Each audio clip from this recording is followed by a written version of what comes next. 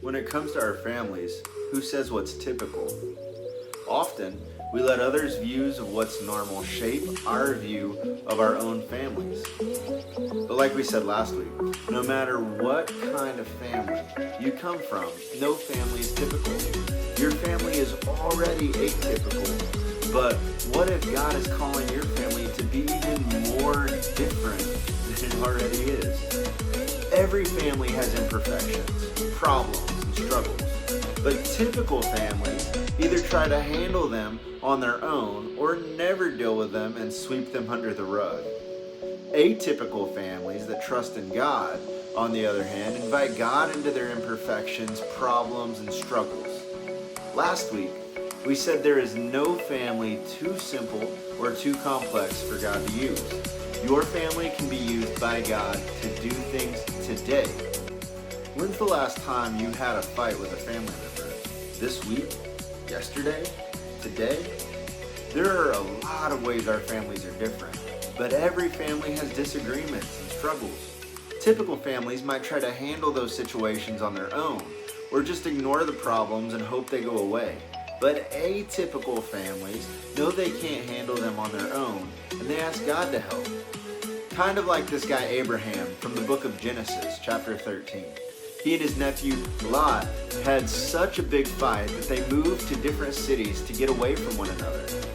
But when Abraham found out Lot's life was in danger, he didn't hesitate. He asked God to save Lot's life, and God did. Not so typical families pray for each other. So, who can you pray for today?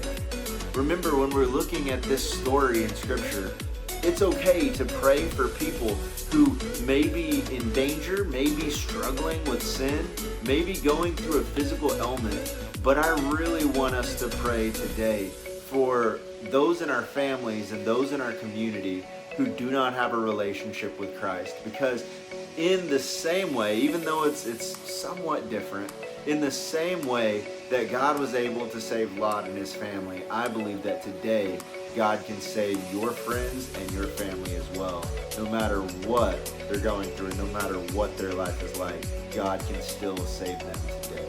So my challenge to you this week, pray for your family, pray for your friends, and remember that a strong family is going to be a family that prays for one another and prays to overcome obstacles that are going on in their life.